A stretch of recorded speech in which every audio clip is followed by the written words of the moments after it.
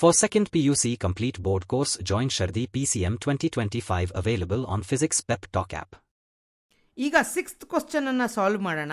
ಇರೋದರಲ್ಲಿ ಈ ಕ್ವಶ್ಚನನ್ನು ಕಲಿತ್ರೆ ನಿಮಗೆ ಆಲ್ಮೋಸ್ಟ್ ಡಿಫ್ರೆನ್ಸಿಯೇಷನಲ್ಲಿ ಎಲ್ಲ ಟೈಪ್ ಪ್ರಾಬ್ಲಮ್ನು ಸಾಲ್ವ್ ಮಾಡ್ಬೋದು ಆರಾಮ್ಸೆ. ಸೊ ನೋಡಿ, cos of x cube into sine square x power 5 ಅಂತಿದೆ.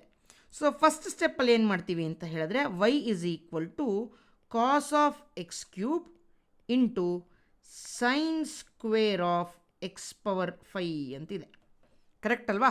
ಸೊ ಇವಾಗ ನೋಡಿ, ಇದು ಯಾವ ಫಾರ್ಮ್ಯಾಟಲ್ಲಿದೆ. ಸೊ ಇದನ್ನು ಯು ಅಂತ ಕನ್ಸಿಡರ್ ಮಾಡ್ಬೋದು, ಇದನ್ನು ವಿ ಅಂತ ಕನ್ಸಿಡರ್ ಮಾಡ್ಬೋದು. This is of the format y is equal to U into V. Correct ಅಲ್ವಾ? ಈ ಥರ ಫಾರ್ಮ್ಯಾಟ್ದು ಕ್ವಶ್ಚನ್ ಬಂದರೆ what should be the answer? y dash should be equal to first function into differentiation of second, that is U V dash, plus second function into differentiation of first. So ಈ ಥರ answer ನಮಗೆ ಬರಬೇಕು ಅಲ್ವಾ? So ಇದು ಪ್ರಾಪರ್ಟೀಸಿಂದ ಗೊತ್ತಾಗಿರೋದು. First ಸ್ಟೆಪ್ಪಲ್ಲಿ ಏನು ಮಾಡ್ತೀನಿ ಅಂದರೆ, I will consider this as u, I will consider this as v, I will differentiate this with respect to x and I will differentiate this with respect to x. ಅರ್ಥ ಆಯ್ತಾ? So very simple. ನಾನು first ಕನ್ಸಿಡರೇಷನಲ್ಲಿ let u is equal to cos of x cube ಅಂತ consider ಮಾಡ್ತೀನಿ, and I will consider v is equal to sin square of x power 5. So ನಿಮಗೆ ಈಸಿಯಾಗಿ ಅರ್ಥ ಆಗಲಿ ಅಂದ್ಬಿಟ್ಟು ನಾನು ಇದನ್ನು ಯಾವ ಥರ ಬರಿತೀನಿ ಅಂದರೆ, ಸೈನ್, ಇವಾಗ ನೋಡಿ, sine square x, this is nothing but sine x the whole square. ಎರಡೂ ಒಂದೇ. We can write in both ways. ನಿಮ್ಗೆ ಯಾಕೆ ಈ ಥರ ಬರೆದು ತೋರಿಸ್ತೀನಿ ಅಂದರೆ, ನಿಮಗೆ ಅರ್ಥ ಆಗಬೇಕು ಸಾಲ್ವ್ ಮಾಡೋದಕ್ಕೆ ಅಂತ ಅರ್ಥ ಅಷ್ಟೇ. So sine of x power 5 the whole square ಥರ ಕೊಟ್ಟಿದ್ದಾರೆ ಇದನ್ನು. ಆಯಿತಾ? ಈಗ I will differentiate this with respect to x first. So differentiate this with respect to x ಮಾಡಿದ್ರೆ u dash will be d by D x of cos of x cube ಆಗುತ್ತೆ. So differentiation of cos x ಏನು? Differentiation of cos x is always minus sine x. ಆದರೆ ಇಲ್ಲಿ x ಜಾಗದಲ್ಲಿ x cube ಅಂತಿದೆ. So minus sine x cube ಅಂತ ಬರುತ್ತೆ. ಇಲ್ಲಿಗೆ ನಿಲ್ಲಿಸ್ಬೇಕಾ ಅಂತ ಕೇಳಿದ್ರೆ ಅಲ್ಲ, ಇದನ್ನು ನಾನು ಡಿಫ್ರೆನ್ಷಿಯೇಟ್ ಮಾಡಬೇಕು. That is d by D x of x cube. ನೋಡಿ, ಇದು ಯಾವ ಥರ ಫಾರ್ಮ್ಯಾಟಲ್ಲಿದೆ? D by D x of x power n ಥರ ಇಲ್ವಾ? ಆನ್ಸರ್ ಏನಿದಕ್ಕೆ? N into x power N minus 1. ಇಲ್ಲಿ ಎನ್ ಜಾಗದಲ್ಲಿ ಏನಿದೆ? 3 ಇದೆ. So 3 into x power 3 minus 1 ಅಂದರೆ 2. 3x ಸ್ಕ್ವೇರ್ ಅಂತ ಬರುತ್ತೆ ಇದಕ್ಕೆ ಆನ್ಸರ್. ಆಯಿತಾ? ಸೊ ಆನ್ಸರ್ ಏನಿದಕ್ಕೆ? Sine x cube into 3x square. ನನಗೆ ಯು ಡ್ಯಾಶ್ ವ್ಯಾಲ್ಯೂ ಗೊತ್ತಾಯಿತು. ಯು ಡ್ಯಾಶ್ ವ್ಯಾಲ್ಯೂ ನನಗೆ ಗೊತ್ತಾಯಿತು. ಅದೇ ಥರನೇ ಇವಾಗ ವಿ ಕೊಟ್ಟಿದ್ದೀವಿ. ಸೊ ವಿಯಲ್ಲಿ ಸ್ವಲ್ಪ ಕಾನ್ಸಂಟ್ರೇಷನ್ ಇಟ್ಟು ನೋಡಿ ಇದು ಯಾವ ಥರ ಇದೆ. So V is equal to sine of x power 5 the whole square ಅಂತಿದೆ.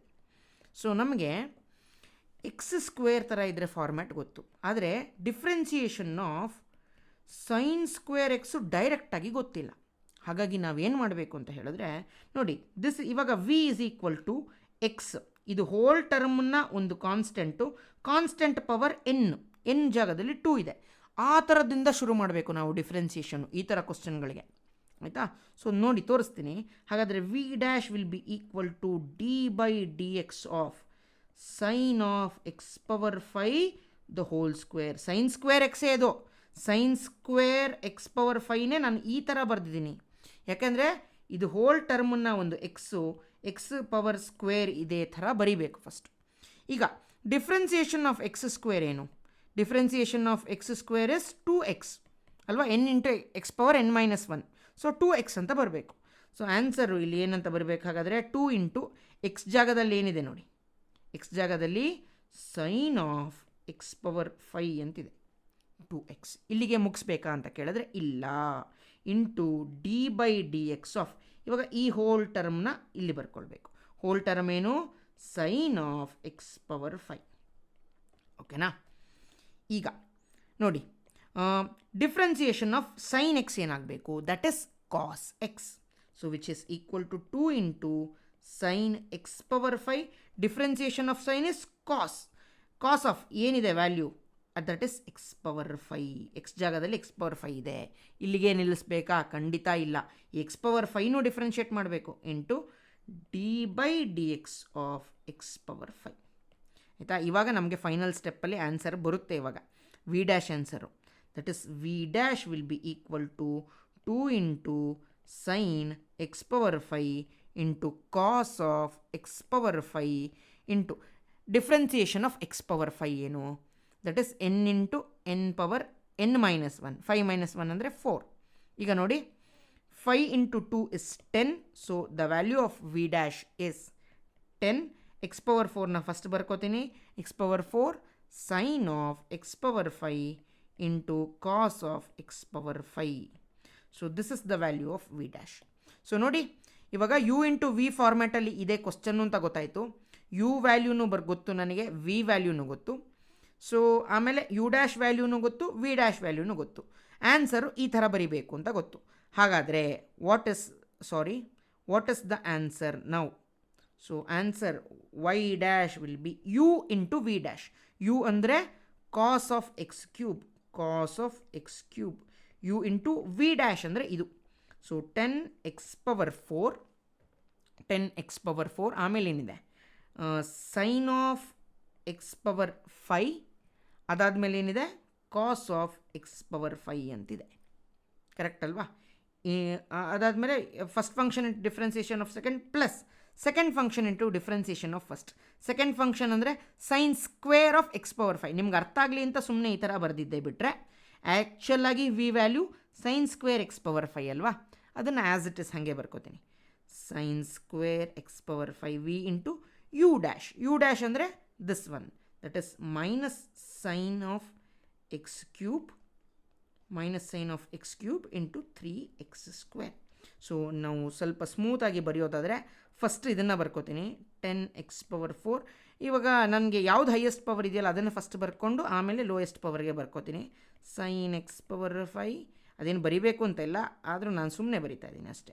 X power 5 into cos of x cube. ನೋಡಿ ಪ್ಲಸ್ ಇಂಟು ಮೈನಸ್ ಇದೆ, that will be minus sine square x power 5. Sorry, first ಏನು ಮಾಡ್ತೀನಿ ಅಂದರೆ ಇದನ್ನು first ಬರ್ಕೊಂಡ್ಬಿಡ್ತೀನಿ. So 3x square ಇದೆಯಲ್ಲ, minus 3x square sine square x power 5 into sine of x cube. So this is the required solution.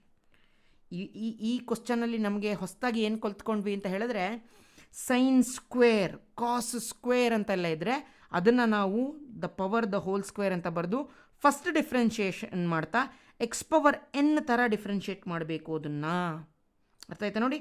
Sine square is return as 2 sin x ಅಷ್ಟೇ. ಅದ್ರಲ್ಲಿ ಏನಿತ್ತು as it is ಬರ್ಕೋತೀನಿ. ಅದಾದಮೇಲೆ ಮತ್ತೆ ಇದನ್ನು differentiate ಮಾಡಬೇಕು. ಓಕೆನಾ? So differentiation of sign ಏನು ಕಾಸ್ ಅಂತ ಬಂತು, ಆಯಿತಾ? ಅದಾದಮೇಲೆ ನೆಕ್ಸ್ಟ್ ಸ್ಟೆಪ್ಪಲ್ಲಿ ಎಕ್ಸ್ ಜಾಗದಲ್ಲಿ ಏನಿದೆ ಹಾಗೆ ರಿಟೈನ್ ಮಾಡಿ ಇದನ್ನು ಡಿಫ್ರೆನ್ಷಿಯೇಟ್ ಮಾಡಬೇಕು. So x power 5 is of the form x power n, ಅದಕ್ಕೆ ಆನ್ಸರ್ ಬಂತು ಅಲ್ವಾ? ಈಗ ನೆಕ್ಸ್ಟ್ ಸ್ಟೆಪ್ಪು ಆ್ಯಕ್ಚುಲಿ ಡಿಫ್ರೆನ್ಷಿಯೇಟ್ ಮಾಡಬೇಕು ಇದನ್ನು. So differentiation of just x, ಇವಾಗ differentiation of x with respect to x1 ಅಲ್ವಾ? ಹಾಗಾಗಿ ಆ ಸ್ಟೆಪ್ಪನ್ನು ಅವಾಯ್ಡ್ ಮಾಡ್ತೀವಿ ಅಷ್ಟೇ, ಇನ್ನೇನೂ ಇಲ್ಲ. ಸೊ ಈ ಥರದ ಕ್ವಶನ್ನು ವೆರಿ ಇಂಪಾರ್ಟೆಂಟು. ಈ ವರ್ಷದಿಂದ ಈ ಥರದ ಕ್ವಶನ್ ಕೇಳೋ ಪ್ರಾಬಬಿಲಿಟಿ ಇದೆ, ಆಯಿತಾ? ಇವಾಗ ನೆಕ್ಸ್ಟ್ ಪ್ರಾಬ್ಲಮ್ನ ನೋಡೋಣ. 7th ಕ್ವಶನನ್ನು ನೋಡಿ. 2 into root of cot of x square. So first step ಏನು ಅಂತ ಹೇಳಿದ್ರೆ, so y is equal to 2 into root of cot of x square. So ಈ ಥರದ ಕ್ವಶನನ್ನು ಸಾಲ್ವ್ ಮಾಡಿದ್ರೆ ನಿಮಗೆ ಆಲ್ಮೋಸ್ಟ್ ನಿಮಗೆ ಒಂದು ಐಡಿಯಾ ಬಂದುಬಿಡುತ್ತೆ ಈ ಕ್ವಶನ್ ಸಾಲ್ವ್ ಮಾಡೋ ಎಂಡಲ್ಲಿ, ಆಯಿತಾ? ನೋಡಿ 2 is a constant into something, root of something ಅಂತಿದೆ, ಕರೆಕ್ಟಾ? ನಿಮಗೆ ಡಿಫ್ರೆನ್ಸಿಯೇಷನ್ ಮಾಡ್ತಾ so root of x format ಗೊತ್ತು. So d by D x of root of x answer ಏನು? 1/2 root x. So root of something ಅಂತ ಇದ್ದರೆ ನಮಗೆ ಡಿಫ್ರೆನ್ಷಿಯೇಟ್ ಮಾಡಿದಾಗ ಇದು ಬರಬೇಕು ಆನ್ಸರ್. ಇಲ್ಲಿ ರೂಟ್ ಒಳಗಡೆ ಏನಿದೆ? ಕಾಟ್ ಆಫ್ ಎಕ್ಸ್ ಸ್ಕ್ವೇರ್ ಅಂತಿದೆ. ಸೊ ಫಸ್ಟ್ ಡಿಫ್ರೆನ್ಷಿಯೇಟ್ ಮಾಡಿದಾಗ ಫಸ್ಟ್ ಸ್ಟೆಪ್ ಏನು? Differentiate with respect to x. ಇದನ್ನು ಡಿಫ್ರೆನ್ಷಿಯೇಟ್ ಮಾಡಿದ್ರೆ ಏನು ಬರುತ್ತೆ? y dash is equal to 2 is a constant, ಅದನ್ನು ಆಚೆ ಬರ್ಕೋತೀನಿ. D by D x of root of cot of x square. Differentiation of root x ಫಾರ್ಮ್ಯಾಟಲ್ಲಿ ಇದೆ. ಆನ್ಸರು 1/2 ರೂಟ್ ಎಕ್ಸ್ ಬರಬೇಕು. ಇಲ್ಲಿ ಎಕ್ಸ್ ಜಾಗದಲ್ಲಿ ಏನು ಬರಿಬೇಕು, ನಾನು ಇದನ್ನು ಬರಿಬೇಕು. ಆಯಿತಾ?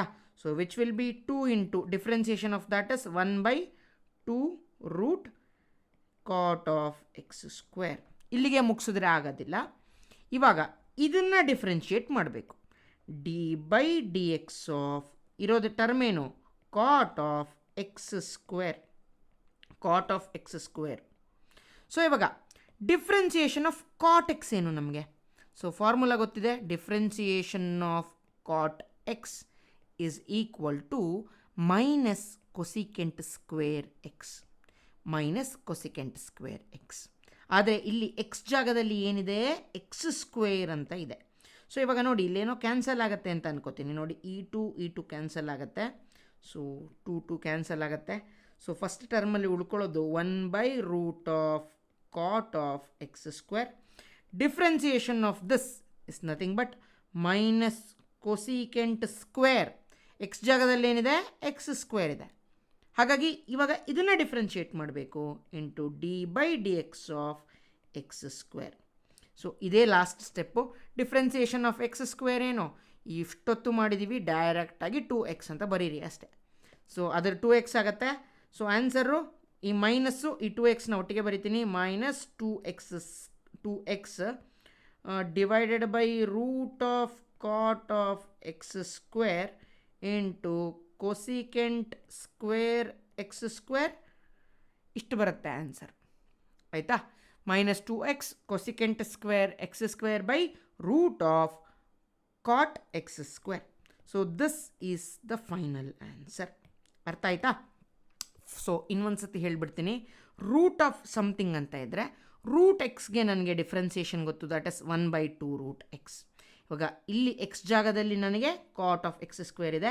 ಸೊ ಫಸ್ಟ್ ಸ್ಟೆಪ್ಪಲ್ಲಿ 2 ಇಸ್ ಎ ಕಾನ್ಸ್ಟೆಂಟ್ ಅಲ್ವಾ, ಅದನ್ನು ಆ್ಯಸ್ ಇಟ್ ಇಸ್ ಬರ್ಕೊಂಡಿದ್ದೀನಿ. ಇದರದ್ದು ಆನ್ಸರು 1/2 ರೂಟ್ ಎಕ್ಸ್ ಥರ ಬರೆದಿದ್ದೀನಿ. ಅದಾದಮೇಲೆ ಇದನ್ನು ಡಿಫ್ರೆನ್ಷಿಯೇಟ್ ಮಾಡಬೇಕು. Cot of x square. Differentiation of cot x is minus cosecant square x. ಆದರೆ ಎಕ್ಸ್ ಜಾಗದಲ್ಲಿ ಇಲ್ಲಿ ಎಕ್ಸ್ ಸ್ಕ್ವೇರ್ ಇದೆ. ಸೊ ನಾನು minus cosecant square x square ಅಂತ ಬಂತು. ಇವಾಗ ಲಾಸ್ಟ್ ಇದನ್ನು ಡಿಫ್ರೆನ್ಷಿಯೇಟ್ ಮಾಡಬೇಕು. Differentiation of x square is 2x. So ಎಲ್ಲದನ್ನು ನಾನು ಆನ್ಸರ್ನೆಲ್ಲ ಡಿಫ್ರೆನ್ಷಿಯೇಟ್ ಮಾಡಿ ಸಿಂಪ್ಲಿಫಿಕೇಷನ್ ಮಾಡಿದ್ರೆ ನನಗೆ ಈ ಆನ್ಸರ್ ಬರುತ್ತೆ. This is the required solution for this question.